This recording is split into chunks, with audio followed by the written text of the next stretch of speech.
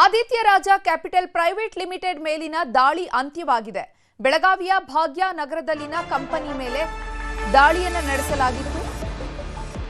AC Shravan Kumar ನೇತೃತ್ವದಲ್ಲಿ ದಾಳಿಯನ್ನು ಮಾಡಲಾಗಿತ್ತು. ಈಗ ಆದಿತ್ಯ ರಾಜ ಕ್ಯಾಪಿಟಲ್ ಪ್ರೈವೇಟ್ ಲಿಮಿಟೆಡ್ ಮೇಲಿನ ದಾಳಿ ಅಂತ್ಯವಾಗಿದೆ. ಬೆಳಗಾವಿಯ ಭಾಗ್ಯ ನಗರದಲ್ಲಿನ ಕಂಪನಿ ಇದು. ಇಂದಿನ ದಾಳಿ ಅಂತ್ಯವಾಗಿದೆ. ನಾಳೆ ಮತ್ತೆ ದಾಳಿ ಮುಂದುವರಿಕೆ ಆಗುವಂತಹ ಸಾಧ್ಯತೆ ಇದೆ. ಸತತವಾಗಿ 10 ಗಂಟೆಗಳ ಕಾಲ ನಿರಂತರವಾಗಿ ಪರಿಶೀಲನೆಯನ್ನು ನಡೆಸಿದ್ದಾರೆ ಅಧಿಕಾರಿಗಳು. ಸಾವಿರಾರು ಕೋಟಿ ಹಣ ಹೂಡಿಕೆ ಆಗಿರುವುದು ಪತ್ತೆಯಾಗಿದೆ. ಈ ದಾಳಿ ಆಗ್ತಾ ಇದ್ದಂತೆ ಮಾಲೀಕರೇನಿದ್ರು ಇವರು ಸರ್ವರ್ ಅನ್ನು ಡೌನ್ ಮಾಡಿಬಿಟ್ಟಿದ್ದಾರೆ. ಮಹಾರಾಷ್ಟ್ರ ಮೂಲದ ಮಾಲೀಕ ಈತ ಬಾಲರಾಜ್ ಮಾನೆ. ಯಾವಾಗ ದಾಳಿ ಆಯ್ತಾ ಇದ್ದಂತೆ ಸರ್ವರ್ ಡೌನ್ ಮಾಡಿದ್ದಾರೆ. ಡೇಟಾ ಡಿಲೀಟ್ ಮಾಡಿ ಚಳ್ಳೆ ಹಣ್ಣು ತಿನ್ನಿಸೋದಕ್ಕೆ ಪ್ರಯತ್ನ ಪಟ್ಟಿದ್ದಾರೆ. ಸೈಬರ್ ಕ್ರೈಮ್ ಪೊಲೀಸರ ಮೂಲಕ ಡೇಟಾ ರಿಕವರಿಯನ್ನು ಮಾಡಿ ಮತ್ತೆ ಅಧಿಕಾರಿಗಳು ಪರಿಶೀಲನೆಯನ್ನು ಮಾಡಿದ್ರು. 1 ಲಕ್ಷಕ್ಕೆ 5% ಅಷ್ಟು ಬಡ್ಡಿಯನ್ನು ನೀಡುವುದಾಗಿ ಆಮಿಷ ಒಡ್ಡಿ ಹಣ ಸಂಗ್ರಹ ಮಾಡಿರುವಂತಹ ಆರೋಪ ಕೇಳಿ ಬಂದಿತ್ತು. ಈ ಒಂದು ಆರೋಪದ ಮೇಲೆ ಅಧಿಕಾರಿಗಳು ದಾಳಿಯನ್ನು ನಡೆಸಿದ್ರು. ಟಿಳಕವಾಡಿ ಪೊಲೀಸ್ ಠಾಣಾ ವ್ಯಾಪ್ತಿಯಲ್ಲಿ ನಡೆದಿರುವಂತಹ ಪ್ರಕರಣ ಇದು.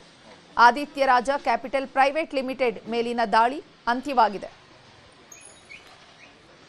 ಏನು ಮಾರ್ಕೆಟ್ ಇಂಟೆಲಿಜೆನ್ಸ್ ಮುಖಾಂತರವಾಗಿ ಏನು ಇನ್ಫಾರ್ಮೇಷನ್ ಇತ್ತು, ಆ ಪ್ರಕಾರವಾಗಿ ಮಾನ್ಯ ಜಿಲ್ಲಾಧಿಕಾರಿಗಳ KPID LED ಆಗಿರತಕ್ಕಂಥ ಆದೇಶದಡಿ ಇವತ್ತು ನಾವು ಒಂದು ಕಾರ್ಯಾಚರಣೆಯನ್ನು ಮಾಡಿದ್ದೀವಿ. ಕಾರ್ಯಾಚರಣೆ ಇನ್ನೂ ಪ್ರಗತಿ ಹಂತದಲ್ಲಿದೆ. ಸಾಕಷ್ಟು ವಿಷಯಗಳು ಗೊತ್ತಾಗಿದ್ದಾವೆ. ಸೊ ಒಂದು ಸ್ವಲ್ಪ ಮಾಹಿತಿಗಳನ್ನ ಕಲೆಕ್ಟ್ ಮಾಡಿದ್ದೀವಿ. ಸೊ ನಮ್ಮದೇನು ಕಾರ್ಯಾಚರಣೆ ಇದೆ ಇದು ನಾಳೆ ಕೂಡ ಮುಂದುವರಿಯುತ್ತೆ. ಆದಿತ್ಯ ರಾಜ್ ಕ್ಯಾಪಿಟಲ್ಸ್ ಅಂತೇಳಿ ದೇರ್ ಇನ್ವೆಸ್ಟ್ಮೆಂಟ್ ತಗೊಳ್ತಿದ್ದಾರೆ, ಡೆಪಾಸಿಷನನ್ನು ಸ್ಕೀಮಲ್ಲಿ ತಗೊಳ್ತಿದ್ದಾರೆ. ಸೊ ಅದು ಪೂರ್ತಿ ಇನ್ನೂ ತೊಗೊಳ್ತಾ ಇದ್ದೀವಿ ಇನ್ಫಾರ್ಮೇಷನ್, ಎಷ್ಟು ಅಕೌಂಟಲ್ಲಿ ಏನು ತೊಗೊಂಡಿದ್ದಾರೆ. ಜಸ್ಟ್ ಪ್ರಾಮಿಸಿಂಗ್ 5% ಅಂತ ಏನೋ ಗೊತ್ತಾಗಿದೆ ಈಗ ಸದ್ಯಕ್ಕೆ. ಸೊ ಅದು ಇನ್ನೂ ಎಷ್ಟಾಗುತ್ತೆ, ಏನಾಗುತ್ತೆ, ಎಷ್ಟು ಅಮೌಂಟು, ಎಷ್ಟು ಡೆಪಾಸಿಟರ್ಸ್ ಇದ್ದಾರೆ, ಎಷ್ಟು ಅಮೌಂಟ್ ಠೇವಣಿ ಆಗಿದೆ ಅನ್ನೋದು ಸ್ವಲ್ಪ ಹೆಚ್ಚು ಕಡಿಮೆ ನಾಳೆ ಒಳಗಾಗಿ ಹೆಚ್ಚು ಕಡಿಮೆ ಗೊತ್ತಾಗುತ್ತೆ. ಸೊ ಅವರು ಜಾಸ್ತಿ ಪೋರ್ಟ್ಫೋಲಿಯೋ PMF ಮ್ಯಾನೇಜ್ಮೆಂಟಲ್ಲೇ ಮಾಡ್ತಾ ಇದ್ದಾರೆ. ಅವ್ರು ಆ್ಯಕ್ಚುಲಿ 2022ರಿಂದ ಈಚೆಗೆ ಜಾಸ್ತಿ ಏನೋ ಮಾಡ್ತಿದ್ದೀವಿ ಅಂತ ಹೇಳ್ತಿದ್ದಾರೆ. ಬಟ್ 18ರಲ್ಲಿ ರಿಜಿಸ್ಟರ್ಡ್ ಇದೆ. ಮೂಲತಃ ಮಹಾರಾಷ್ಟ್ರದವರೇನೋ ಇದ್ದಾರೆ. ಸೊ ಇಬ್ಬರು ಇವತ್ತೇನು ಬಂದಿಲ್ಲ, ನಾಳೆ ಅವರಿಗೆ ಸ್ವಲ್ಪ ಹಾಜರಿರಕ್ಕೆ ಹೇಳಿದ್ವಿ.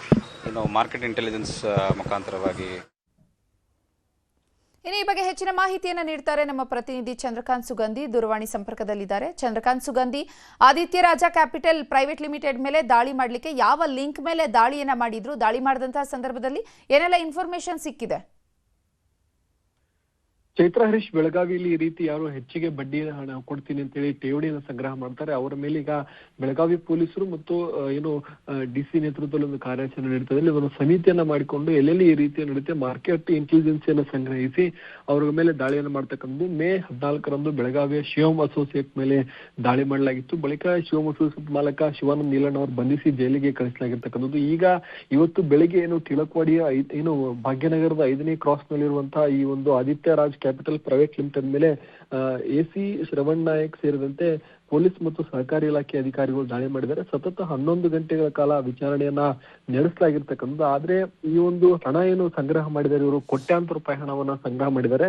ಇದನ್ನ ವೆಬ್ಸೈಟ್ಗಳ ಮೂಲಕವೇ ಹಣವನ್ನ ಸಂಗ್ರಹ ಮಾಡಿರ್ತಕ್ಕಂಥದ್ದು. ವೆಬ್ಸೈಟ್ಗಳ ಮೂಲಕವೇ ಜನರನ್ನ ಹೂಡಿಕೆಗೆ ಆಕರ್ಷಣೆಯನ್ನ ಮಾಡಲಾಗಿದೆ. ಆದ್ರೆ ಇವತ್ತು ದಾಳಿ ಸುದ್ದಿ ತಿಳಿದಂತ ಈ ಒಂದು ಕಂಪನಿಯ ಮಾಲೀಕರು ವೆಬ್ಸೈಟ್ ಅನ್ನ ಶಟ್ ಡೌನ್ ಮಾಡಿದ್ದಾರೆ. ಹೀಗಾಗಿ ಪೊಲೀಸ್ ತನಿಖೆ ಮತ್ತು ಈ ಒಂದು AC ಅವರ ನೇತೃತ್ವದ ತನಿಖೆಗೆ ಅಡ್ಡಿಯಾಗಿರ್ತಕ್ಕಂಥದ್ದು. ಹೀಗಾಗಿ ನಾಳೆ ಅದನ್ನ ಏನು ಶಟ್ ಡೌನ್ ಆಗಿರ್ತಕ್ಕಂಥ ವೆಬ್ಸೈಟ್ ಅನ್ನ ಮತ್ತೆ ರೀಸ್ಟಾರ್ಟ್ ಮಾಡಿ ತನಿಖೆಯನ್ನ ಮಾಡಬೇಕಿದೆ. ಈಗಾಗಲೇ ಸಾಕಷ್ಟು ದಾಖಲೆಗಳನ್ನ ಕೂಡ ಸಂಗ್ರಹ ಮಾಡಿದ್ದಾರೆ. ಮತ್ತು ಈ ಒಂದು ಏನು ಆದಿತ್ಯ ರಾಜ್ ಕ್ಯಾಪಿಟಲ್ ನ ಪ್ರೈವೇಟ್ ಲಿಮಿಟೆಡ್ ನ ಮಾಲೀಕರಿಗೂ ಕೂಡ ನಾಳೆ ಬರಕ್ಕೆ ಹೇಳಿದ್ದಾರೆ. ಕರ್ನಾಟಕ ಮತ್ತು ಮಹಾರಾಷ್ಟ್ರ ಸೇರಿದಂತೆ ಸುಮಾರು 7 ಬ್ರಾಂಚ್ಗಳನ್ನು ಕೂಡ ಈ ಒಂದು ಆದಿತ್ಯ ಪ್ರೈವೇಟ್ ಲಿಮಿಟೆಡ್ ಹೊಂದಿದೆ ಅಂತಕ್ಕಂಥ ಮಾಹಿತಿ ಸಿಕ್ಕಿದೆ. ಚೈತ್ರ, ಧನ್ಯವಾದ ಚಂದ್ರಕಾಂತ್ ಸುಗಂಧಿ ತಮ್ಮೆಲ್ಲ ಮಾಹಿತಿಗಾಗಿ.